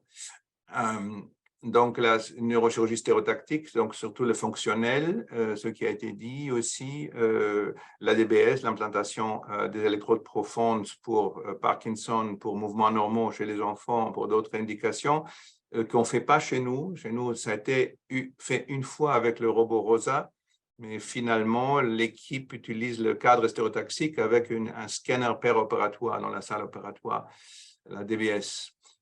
Nous, on utilise par contre le robot pour l'endoscopie. Je vais vous montrer quelques images à la fin. Et après, une indication qui a été posée, mais on n'a pas utilisé ça malgré la collaboration étroite avec les ORL, c'est l'endoscopie transnasale. Donc ça, c'est notre premier robot, le Neuromed, sa première génération, ce que Dr Zenel vous a montré. Mais ça, c'était le tout premier qu'on a obtenu en 1999. On a fait 143 stéréo-EEG et en 2009, on a obtenu le ROSA. Et puis, il y a 2 ans, le ROSA Brain, avec lequel on a fait plus de procédures. Vous voyez, on a fait beaucoup de stéréo-EEG, donc c'est une grosse cohorte. Le premier, c'est basé sur une forme d'émetteur de ultrasons avec un récepteur d'ultrasons comme fiducial fixé sur la tête du patient. Ensuite, ça a été enlevé et les électrodes ont pu être implantées. Avec le ROSA, nous, on l'utilise en pédiatrie, surtout en mode surface, sans insert. Et donc, la procédure en étapes, c'est l'imagerie préopératoire, la planification sur le portable quelques jours ou quelques semaines avant l'implantation. Au bloc opératoire, la fixation de la tête, le lien entre tête et bras du support du ROSA, le recalage qui se fait automatique avec la zone définie, puis semi-automatique à l'aide du mouvement par le chirurgien, le usage du robot stérile, la pose des portes-instruments et après la chirurgie, le guidage. Nous, on utilise comme imagerie principalement pour la stéréo-EEG le T1 non injecté, T1 injecté et le T2 pour visualiser des vaisseaux et les structures. Parfois, on ajoute d'autres séquences. L'avantage, c'est que vous pouvez ajouter plusieurs séquences. On ajoute parfois la position d'émission tomographie, le TEP, FDG-TEP, le FLAIR, d'autres séquences qui nous intéressent, mapping fonctionnel. En haut, vous avez une image d'un angioscanner ça c'est un groupe d'Italie, de Milan, qui a utilisé souvent le angioscanner pour visualiser les vaisseaux, parce que c'est ça qui est essentiel dans l'imagerie pour planification des électrodes intracérébrales multiples. Donc ça c'est le logiciel avec lequel on fait la planification des électrodes multiples en intracrânienne, pente entrée, pente cible, et l'image 3D. Après, il y a donc plusieurs modes de faire le recalage. On peut le faire avec des fiducials cutanés ou des marqueurs osseux. C'est vrai qu'avec les marqueurs osseux et le cadre en bas, un cadre stéréotaxique, il y a plusieurs équipes qui utilisent le cadre en combinaison avec le robot, vous obtenez une précision bien supérieure à ce qu'on fait nous, le sans contact, c'est-à-dire avec le laser, le recalage laser, surface, front et nez.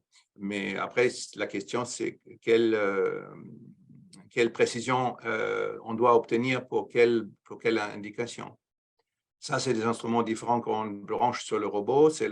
C'est le laser, c'est le pointer probe pour pointer sur les fiducials, le porte-instrument pour plusieurs instruments, pour l'endoscopie. Ça, c'est pour le forêt et pour l'entrée pour faire la SEG, pour entrer avec le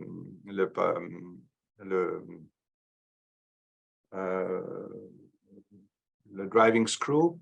Après, ici, vous avez l'endoscope que Marc Zenel a montré sur le porte-instrument. Ça, c'est le support bras support du robot, et le lien avec la tétière. Nous, on utilise en général une tétière classique avec un lien sur le bras support qui donne une forte stabilité, surtout avec le nouveau modèle robot qui a été bien amélioré. On définit des pointes au début, sur le front, sur le nez, sur le canthus, épicanthus et latéral au niveau de la tempe. Et le robot, après, fait le surfacing obtenir le récalage. Le positionnement du robot est aussi intéressant. Vous pouvez le positionner latéralement par rapport au patient. Vous pouvez le positionner vraiment dans la même ligne. Si on fait une exploration stéréo-EEG bilatérale, c'est normal qu'on laisse le robot dans l'axe et l'implantation est bilatérale. Si on fait une endoscopie ou si l'exploration est unilatérale, vous pouvez le décaler de l'autre côté. Surtout, ça dépend après si le chirurgien est droitier ou gaucher, où il a l'ibote à quel côté. Et donc, le robot reste de l'autre côté. Donc, ça, c'est le manœuvre avec le porte-instrument et le canon pour faire faire le trou avec le forêt dans l'os, introduire la sonde de thermocoagulation et introduire la vis de guidage. La précision, donc là, il y a un collègue des États-Unis, González Martinez, qui a comparé, dans cette étude, il a comparé la vitesse de la chirurgie avec le robot versus le frame-based SEEG, donc le cadre stéréotaxique classique.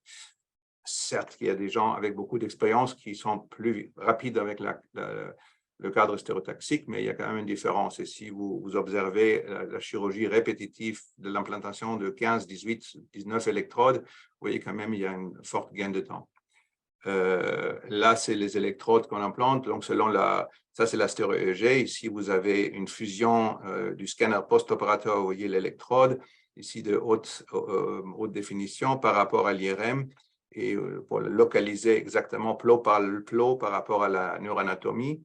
Et selon la longueur d'exploration, vous choisissez, ça c'est le principe de la stéréo-EEG, l'implantation des électrodes post-stéréo-EEG, vous choisissez le nombre de contacts sur l'électrode, entre 18 et 70 mm, et si vous le fixez sur la peau une fois que vous avez enlevé le bras. La durée avec la implantation électrode SEG robot assisté, en général, on peut imaginer que l'installation et le recalage nous prend à peu près 30 minutes. Après, pour implanter une électrode, c'est 5 minutes à 10 minutes maximales. Pour toutes les électrodes, ça fait 1h30 à 2h30. Des installations et habillage, 30 minutes. Donc, on a une durée totale de 2h30 à 3h30. Donc, c'est une affaire d'une matinée. Et si on implante 1 ou 2 SEG par semaine, c'est un fort gain par rapport à une procédure qui occupe une salle pendant presque une journée ou 3/4 d'une journée. Là, vous avez donc le logiciel post-opératoire. Vous voyez la position des électrodes par rapport aux trajectoires et vous voyez que parfois, il y a des déviations. C'est sûr que vous avez un peu plus de déviations dans le mode de surface, donc sans cadre. Il y a des déviations en parallèle. Souvent, à l'entrée, c'est plus précis, c'est plus proche, et au niveau de la cible, naturellement, l'erreur est un peu plus large. Parfois, c'est parallèle, et parfois, vous avez des déviations qui sont dues à la non-rigidité de l'électrode. C'est pour ça qu'avant d'implanter l'électrode, on introduit souvent un stylet, surtout pour un type d'électrode qui sont un peu moins rigides que les autres, pour éviter ces erreurs de déviation. Là, vous avez des déviations en sous-dural et en intracérébral, surtout si l'angle est mal choisi. Il faut être plus perpendiculaire que ça.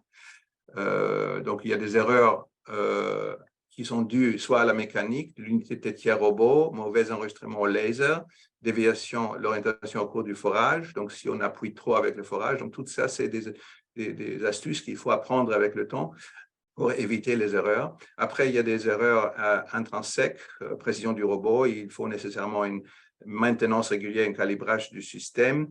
Et quand on est passé du 1.5 au 3 Tesla systématiquement, c'était en 2007-2008, on a vu que la surface était tordue et donc on avait des erreurs qu'on n'avait pas avec le 1.5. Donc, c'est là où on a introduit le scanner systématiquement pour avoir la référence pour le surfacing avec le laser. Donc, ça, c'est donc des erreurs qui ont été décrites dans la littérature sans ou avec cadre, qui correspond un petit peu à ce qui sort de notre expérience. En moyenne, entre 1,5 et 2 mm erreur. Là, vous avez, heureusement, très, très rare. On est bien en dessous de 1%, 0,4% sur 550 SEG. Vous avez des complications, 2 hématomes intracérébrales symptomatiques qu'on a eu dans notre série. On a eu 2 hématomes extradurales, heureusement sans séquelles. Voilà, ça c'est la totale de nos complications dans cette période avec entre 99 et 2017, avec 2 hématomes intracérébrales symptomatiques et les autres qui étaient plutôt négligeables. Ça, c'est une étude internationale c'est-à-dire une méta-analyse, un review de la littérature qui correspond un peu au niveau des chiffres. En gros, on peut dire que les complications n'ont pas été réduites, je dirais, par rapport à la stérotaxie classique, mais ils n'ont pas été augmentées non plus. Donc, c'est plus confortable, c'est plus rapide et les complications n'ont pas augmenté par rapport à la stérotaxie. Voilà, en conclusion, l'exploration invasive avec pour la stéro-EEG peut se faire à partir de l'âge de 2 ans. Ça dépend aussi de l'écran. Notre plus jeune patient qu'on a opéré SEG avec le robot avait 19 mois. Mais il faut vérifier que la tête est suffisamment l'os est suffisamment épais. Cette mode le dispositif stéro-EEG robot assisté sans cadre est bien toléré chez les nourrissons et les jeunes enfants, donc il n'y a vraiment aucun problème. L'avantage est un gain de temps considérable. La précision correspond à des procédures si on utilise le cadre. Sans cadre, on perd à peu près 1 mm, 1 mm et demi, mais après, ça ne suffit pas bien sûr pour des stimulation cérébrale profonde où on a une précision plus importante nécessaire, mais pour la stéro-EEG, pour les cibles qu'on doit attendre, comme l'hippocampe, tête, hippocampe, amygdale, toutes ces structures, ça suffit d'avoir juste un corridor sans vaisseau, et donc là, en général, il faut l'anticiper, sachant qu'il y a une petite erreur, donc il faut en général un diamètre de 7 à 8, je suis généreux, 7 à 8 mm de diamètre sans vaisseau sur la trajectoire des électrodes pour l'implantation. Et donc, très vite, une autre application, juste sur le diapo, ce n'est pas systématique, une autre activité qui nous tient très au cœur, c'est la déconnexion des hématomes hypothalamiques qu'on a mise en place en 2002. Et dès le début, avec l'endoscopie et avec le robot, on a commencé avec un module endoscopie avec le Neuromate, et puis depuis 2009, on utilise le robot ROSA qui est agréable pour cette activité. Et donc, l'idée, c'est de passer et traverser les ventricules qui peuvent être parfois beaucoup plus fines pour arriver au 3e ventricule. Les hématomes hypothalamiques sont des petites lésions intracérébrales, des malformations, des dysplasies, des dystopies qui sont très, très, très pharmacorésistants par rapport à une épilepsie qu'ils font. Et donc, c'est rare que le traitement médicamenteux suffit. Donc, c'est des candidats pour une chirurgie ou pour d'autres traitements. Gamma knife, récemment le laser stérotaxique. Et donc, important d'avoir une précision des trajectoires, surtout qu'on veut définir la zone de déconnexion. Donc, c'est quand même important de savoir, point d'entrée, le foramen Monro, parce que comme Marc Zanel vous a montré, il faut surtout respecter les structures autour du foramen Monro, le fornix. Et donc, pour ça, la planification de la trajectoire est importante.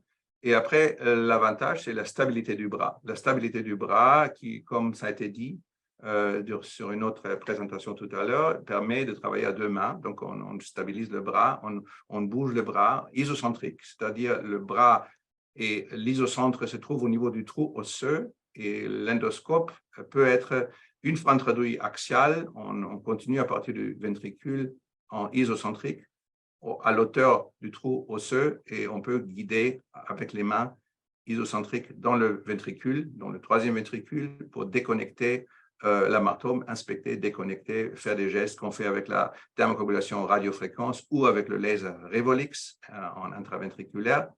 Donc, voilà. Quelques images. Ici, vous voyez donc l'amatome d'IRM en coronal qui est au fond du 3e ventricule, souvent dans les structures très délicates, les 2 corps mammillaires qu'il faut tout à fait respecter. Donc, c'est un travail millimétrique.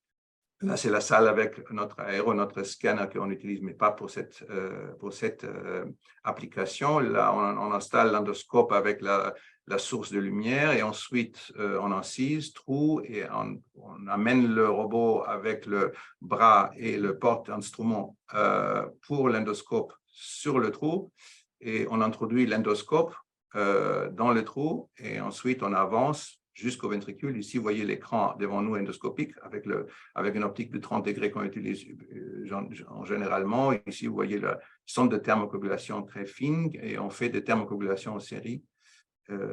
Et ici, on peut guider définir la vitesse et aussi switcher de axial au isocentre. Encore des images. Ici, on introduit le laser Evolix. Donc, pour cette activité, c'est assez confortable d'avoir une plateforme, d'avoir un support qui est tellement rigide, qui permet de travailler et bouger l'endoscope sans pouvoir réfléchir au bras d'endoscope. Excusez-moi, est-ce que vous pouvez… Je suis à la fin. C'était le dernier diapo, il n'y a pas de conclusion sur ça, c'est juste pour vous montrer l'activité qu'on a. C'est la deuxième activité principale, notre utilité du robot ROSA à notre établissement. Voilà. Merci beaucoup. Moi, j'ai une question, une première question peut-être, j'espère qu'il y en aura d'autres, concernant les deux intervenants sur la neurochirurgie, mais ça peut aussi concerner tous les autres. Est-ce que quand vous avez la possibilité d'avoir plusieurs techniques devant vous à choisir, est-ce qu'il y a des critères d'éligibilité du patient ou comment vous faites pour déterminer quel est potentiellement l'intérêt d'utiliser le robot pour le geste opératoire que vous avez à faire? Je ne sais pas si ma question est assez précise. Oui, si je peux commencer, je vous ai montré deux activités en principe, nos deux activités principales. Pour l'implantation d'électrodes, on n'a pas d'alternative aujourd'hui. Peut-être un jour, il y a d'autres technologies qui permettent, mais on a commencé il y a très longtemps, il y a 25 ans, à implanter les électrodes avec la robotique. Et on connaît la marge d'erreur, on sait quelles sont les complications, mais on n'a pas d'alternative et jamais on retournerait à un système de stéréotaxie classique. Donc, c'est clair qu'une équipe qui a commencé à faire l'implantation électrode avec le robot, elle ne va jamais retourner faire autre chose. Donc là, je pense qu'il n'y a pas d'alternative. En ce qui concerne les hématomes hypothalamiques ou aussi d'autres lésions, ce n'est pas que ça, c'est une autre spécialité parce qu'on fait énormément d'épilepsie pharmacorésistante chez les enfants et on a un gros score des hématomes hypothalamiques. Ça peut être aussi des tumeurs, des kystes colloïdes, des ventriculocystinostomies, comme Marc Zanel vous a montré.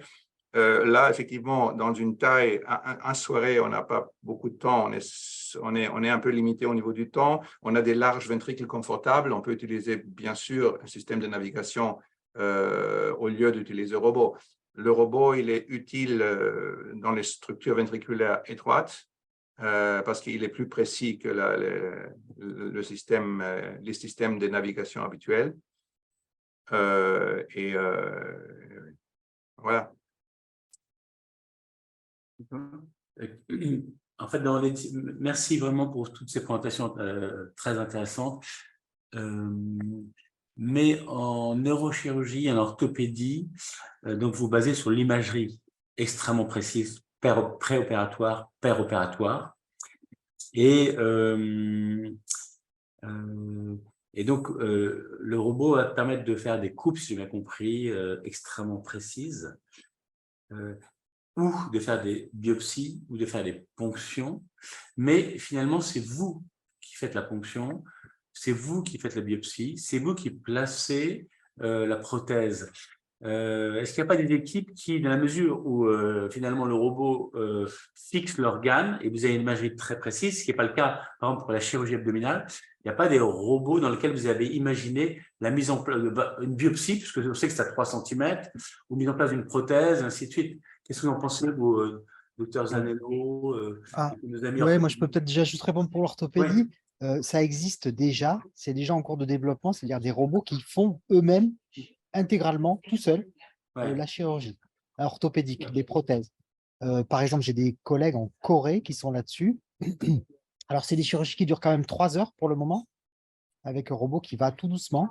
Hein, voilà, donc on est encore sur la technologie, mais c'est comme pour le robot, ce que disait Marc, hein.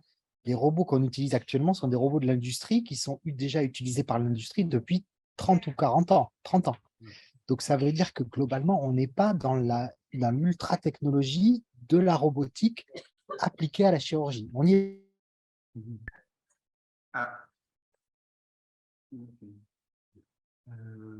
Est-ce qu'il y a… Oui. Oui, Oui. non, effectivement, c'est vrai que je pense que sur le fait d'avoir des robots qui font des choses en autonomie, en tout cas, moi, c'est quelque chose sur laquelle j'aimerais qu'on y tende. Si je ne veux pas dire de bêtises, que je ne suis pas un expert, je crois qu'il y a quand même aussi un certain nombre de dispositions légales qui peuvent freiner ce genre de développement en Europe. Vous savez déjà rien que pour la conduite automobile autonome, il y a un certain nombre de freins qui ont été levés récemment. Et puis que nos amis allemands ont un système de conduite automobile qui se rapproche de celui de Tesla, donc il y a aussi des enjeux politiques. Et donc, bien sûr que ce serait possible. Et effectivement, du moment qu'il y a du dur qui est fixé, on vient de dire que la pièce est présentée de la même façon, on aurait une précision qui serait correcte. Et là, on parlait des biopsies. À mes yeux, les biopsies, effectivement, on peut se permettre une marge d'erreur un peu plus importante. Ça me permet juste de boucler sur les biopsies, sur l'histoire de la sélection des patients. Je pense qu'effectivement, on vient de dire qu'il y a un enjeu aussi de rentabilité du robot et en fait que l'équipe sache s'en servir. C'est pour ça que nous, on fait beaucoup de biopsies robots, même s'il n'y aurait pas trop besoin. Parce que sinon, en fait, il finit par y avoir plus qu'un ou deux chirurgiens qui gèrent le robot et qui le maîtrisent. Et ça, c'est dommage. Il y a un outil qui coûte déjà assez cher, qui est assez compliqué à entretenir, à maintenir. Donc, voilà, nous, on essaie d'être assez large et je pense que finalement, qui peut le plus, peut le moins. Donc, ça permet après de raccourcir les durées aussi opératoires via le robot. Donc, on est assez large dans la sélection de patients. Et puis, le côté autonome, moi, je souhaite qu'on y aille. En tout cas, dans les développements, on va dire, récents européens, moi, je n'ai pas connaissance en neurochirurgie de robots qui fassent tout seul le geste. Mais effectivement, si vous voyez, il y a des robots de recherche. La souris, elle est fixée d'une certaine façon et le robot va faire le trou dans le crâne, va faire l'injection de vecteurs et va quasiment faire la pose d'agrafes sur la souris. Donc, en fait, on le fait déjà pour, on va dire, des mammifères où on a besoin d'une moindre précision et on peut avoir un peu plus de pertes. Alors, il y a un commentaire, c'est du docteur Grigoriou, qui est chirurgien thoracique. À ma connaissance, il y a un robot de développement en Suisse qui fait seul une anastomose digestive. Commentaire. Alors, concernant l'autonomisation des robots, oui, c'est quelque chose que l'on cherche à faire pour une raison simple, c'est que l'on veut doter tous les robots, et le nôtre y compris, d'entrées sensorielles qui ne sont pas envisageables pour le chirurgien. Ça peut être, parce qu'en fait, le chirurgien aujourd'hui, ses entrées sensorielles, c'est la vision, éventuellement un retour tactile et éventuellement un retour auditif par des systèmes d'alarme. Mais à partir du moment où on est les yeux fixés sur un écran ou dans un microscope, on ne va pas pouvoir regarder 3 ou 4 moniteurs qui vont donner une information sur un système nerveux ou d'autres et sur des systèmes de sensitifs, notamment de force de friction ou de palpation de l'ordre du millinewton. Et donc, c'est pour ça qu'on va grâce à la robotique, pouvoir doter le robot de la capacité d'analyse immédiate et de temps de réaction qui vont être bien plus courts que ceux du chirurgien pour corriger une trajectoire, arrêter un geste qui ne se déroulerait pas comme prévu. Et donc ça, c'est au moins les premiers paramètres de sécurité qu'on va rentrer dans le système. À défaut de le rendre complètement autonome, on va pouvoir lui conférer la capacité d'arrêter le chirurgien, d'interrompre le geste du chirurgien pour accroître la sécurité pour le patient.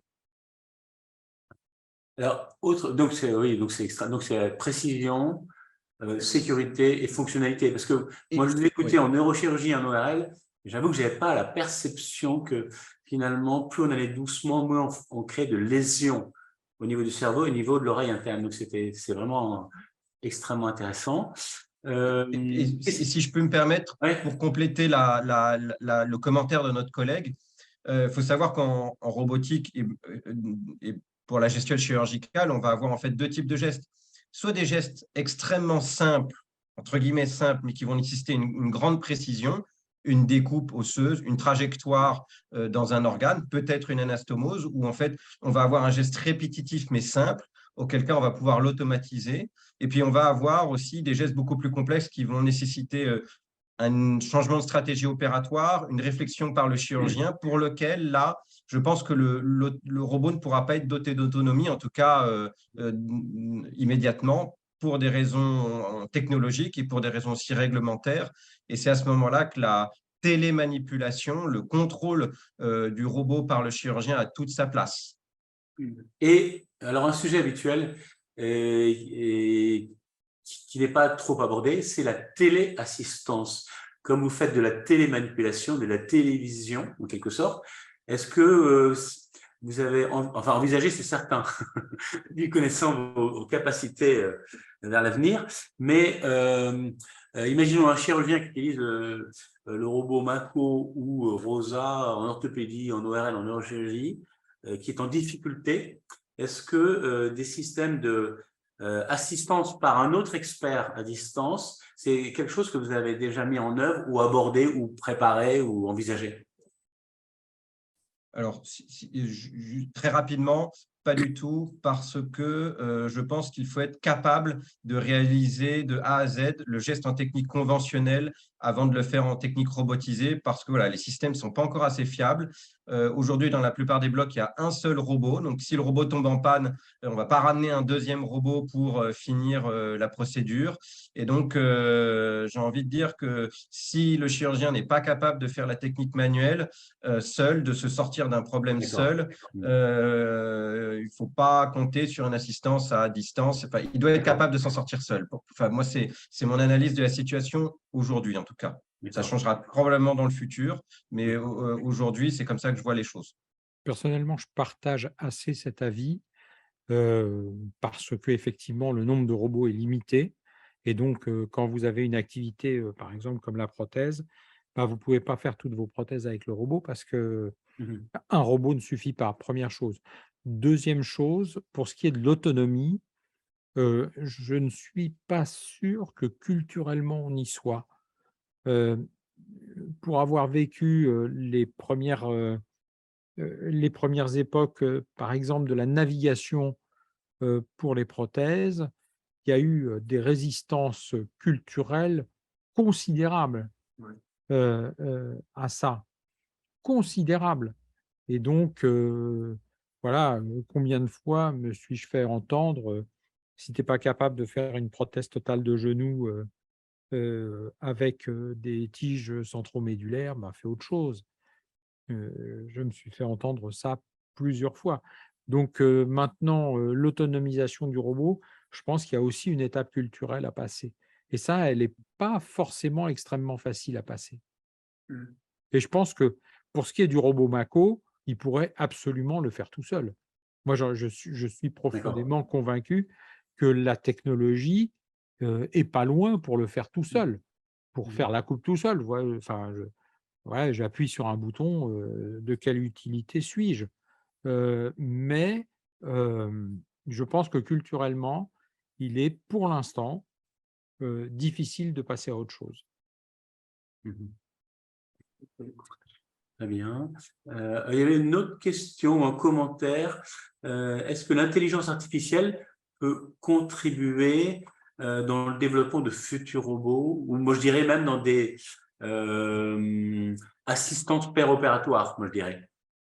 C'est ce que j'ai essayé, pardon de reprendre la parole, c'est ce que j'ai essayé d'expliquer quand je disais qu'on avait une accumulation de données avec les robots qui nous permettrait peut-être de comprendre des choses qu'on n'a pas encore comprises. Donc, je pense que c'est aussi un formidable outil pour accumuler de la donnée et ensuite utiliser cette donnée.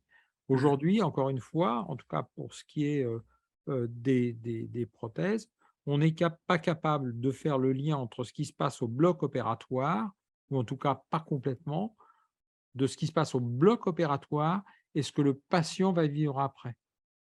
Donc, il me semble que cette accumulation de données pourrait être une possibilité pour aller un petit peu plus loin dans la compréhension du résultat post-opératoire, qu'il soit précoce ou tardif. Très bien. Merci. Est-ce que vous avez les uns les autres d'autres commentaires avant que je fasse une micro-conclusion, parce que vous avez été des exemples dans le respect du temps de parole, et je dois vous dire qu'au 22e webinaire, ce n'est pas toujours le cas. Donc, alors, d'abord, moi, je vous demandais un peu votre autorisation. Vous savez qu'on est, au niveau de la RS Île-de-France, on a créé un site sur la chirurgie assistée par robot, avec les robots multidisciplinaires. On va dire que c'est le seul site en France qui existe, et dans lequel vous pourrez le consulter. Il y a plusieurs parties, il y a une revue de presse, enfin, il y a différents éléments, il y a une cartographie, il y a un tableau de bord des équipes, il y a quand même 35 équipes qui fonctionnent sur la chirurgie pluridisciplinaire. Est-ce que vous seriez partant pour qu'on qu'on intègre une partie sur les robots monodisciplinaires? Après, bon, on échangera en dehors d'une visio, mais j'en profite, vous êtes là. Est-ce que sur le principe, vous seriez assez partant, à moins que ça existe déjà dans votre domaine, peut-être? Non, ça n'existe pas, à mon sens, en orthopédie. Et je pense que l'information pourrait être diffusée. Bon, pour l'instant, c'est encore très confidentiel, hein. Ouais. Sur l'Île-de-France, je crois qu'il y en a 3 robots, si je ne me trompe pas, pour les prothèses. Donc, on ne va pas aller bien loin avec tout ça, hein. C'est ça. Mais bon, que D'accord. donner cette information n'est peut-être pas une faute. Bon, je pense que c'est une très bonne idée. Bon, ben, donc, ça veut dire que malheureusement pour vous, je reviendrai vers vous. 2 points, moi, je trouve que c'était vraiment très intéressant à plusieurs titres, vos différentes présentations. Le premier élément, bon, pour vous, c'est une évidence, mais moi, je vois dans les domaines de la chirurgie, disons, gynécologique, urologique, viscérale, il y a une part de l'imagerie qui est très importante, évidemment, mais plutôt pré-opératoire et non pas péropératoire. Donc là, vous avez fait une démonstration claire que l'imagerie préopératoire n'est pas, disons, facultative, devient obligatoire. Là, j'ai compris et merci de cette démonstration. Le deuxième point qui est très intéressant aussi, c'est que dans vos différentes expériences, vous avez finalement démontré, vous avez expliqué que par votre expérience, petit à petit, l'usage de différents outils, navigation puis robots, est devenu nécessaire. Donc, c'est vous qui avez démontré, ce qui n'est pas le cas en chirurgie digestive et viscérale, et gynécologique et urologique, où nous, on nous a proposé un robot et on a dû nous appliquer l'utilisation de ce robot. Donc, vraiment, je dois dire, je dirais presque chapeau pour votre participation aux uns aux autres à l'évolution, finalement, des techniques chirurgicales. Et évidemment, je vous en remercie. Dernier point pour pas être trop long, si vous n'êtes pas opposé, donc ce webinaire est enregistré, on va évidemment nettoyer quelques temps morts peut-être, et il sera diffusé dans à peu près une dizaine de jours, donc vous serez avertis, et il sera diffusé intégralement sur le site de l'ARS. Et voilà pour la conclusion. Donc voilà, ça nous a apporté, je pense, aux uns aux autres beaucoup d'informations. Et c'était enrichissant pour nos disciplines et pour toutes les équipes chirurgicales. Donc, merci beaucoup et à très bientôt. Et donc, je vais vous contacter les uns les autres. Merci. Bonne soirée. Bonne soirée, merci. Au revoir. Bonne soirée. Au revoir.